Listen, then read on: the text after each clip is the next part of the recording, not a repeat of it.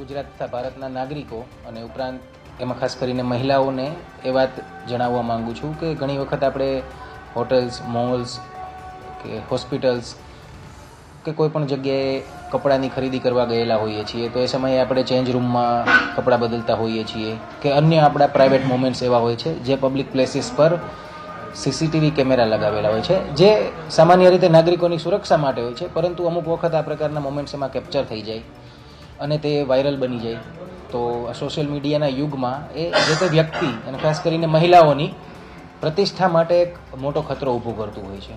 તો આવી સ્થિતિમાં મહિલાઓએ ખાસ કરીને શું ધ્યાન રાખવું જોઈએ તો કે સૌથી પહેલાં તો કોઈ પણ જગ્યાએ આપણે ચેન્જ રૂમમાં જઈએ છીએ કે મોલ્સમાં ક્યાંય પણ છીએ કે વોશરૂમ કે કોઈ યુઝ કરીએ છીએ તો એ જગ્યાએ એક વખત ખરાઈ કરી લેવી કે કોઈ અસામાજિક તત્વો દ્વારા હિડન કેમેરા લગાવવામાં આવેલા છે કે નહીં, કે જેના લીધે આપણી ગરિમા પર પ્રહાર થઈ શકે છે.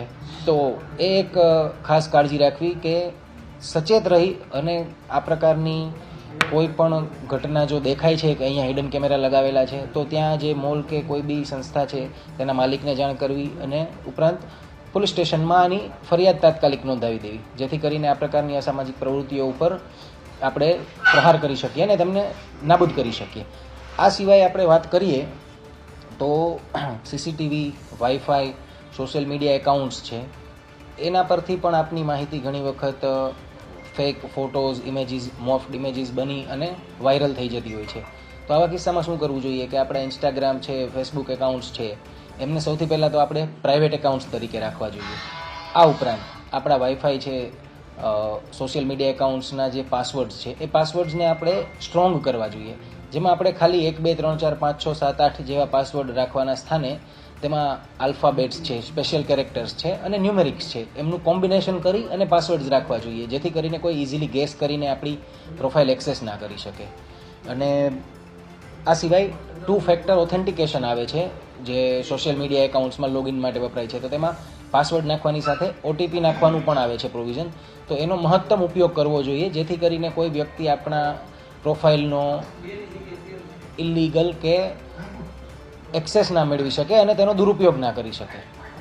સર, જે પાયલ હોસ્પિટલમાં જે સીસીટીવી અંદર રાખવામાં આવ્યા એ કાયદેસર કહેવાય કે ગેરકાયદેસર કહેવાય, એમાં કઈ જોગવાઈ છે કે જે સીસીટીવી કેમેરા રાખવામાં આવે છે એ જે તે સમયે મેડિકલ આર્કિટેક્ચરના માધ્યમથી નિર્માણ થતું હોય છે અને એના સ્ટાન્ડર્ડ્સના આધારે રાખવામાં આવે છે. અને હાલ આ મુદ્દામાં જે પાયલ મેટર્નિટી હોમનો જે કેસ છે એ તપાસ અંતર્ગત છે, તો તે તપાસ અમદાવાદ સાયબર ક્રાઇમ અંતર્ગત ચાલી રહેલી છે. તો આ તપાસ બાબતે જે પણ મુદ્દાઓ બહાર આવશે એના પર ડિટેલમાં મીડિયાને જાણ કરવામાં આવશે. તમે પણ ત્યાં ગયા હતા ચેકિંગમાં, આપણી રાજકોટની ટીમ હતી, શું કંઈ જાણવા મળ્યું હતું?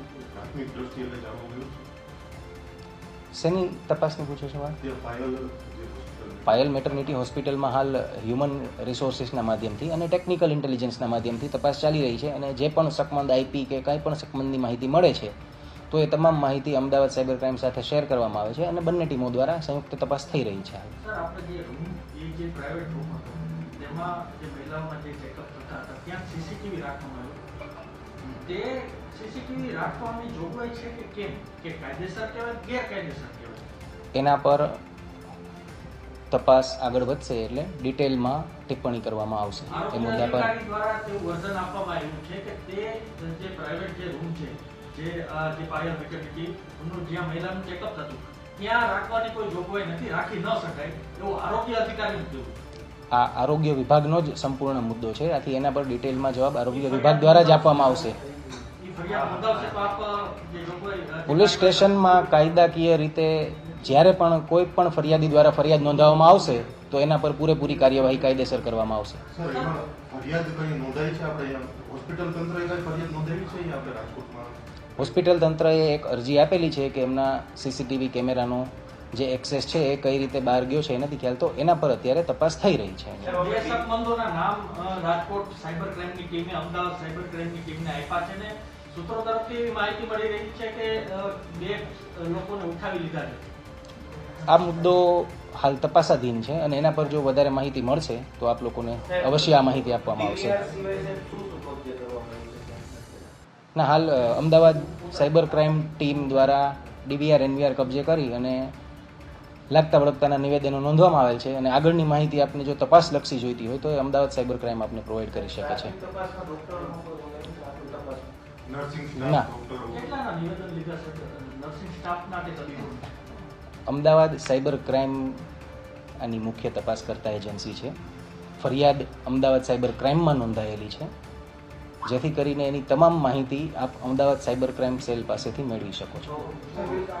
બહાર કોઈ સીસીટીવી લાગેલા હોય તો મહિલાઓને અડચણ પડતી હોય એના માટે મેં પેલા કીધું કે અવેરનેસ માટે શું બોલો છો? સંભળાતું નથી, ડિસ્ટર્બન્સ વધારે. બહાર જે સીસીટીવી ત્યાં મારેલા હોય કોઈ ત્યાં ગુપ્ત જગ્યાએ મારેલા હોય ગુપ્ત જગ્યાએ અને આપણને ખબર પડે તો કોનો કોન્ટેક્ટ કરવાનો, સાયબર ક્રાઇમનું કે પોલીસનું? શું પૂછો છો?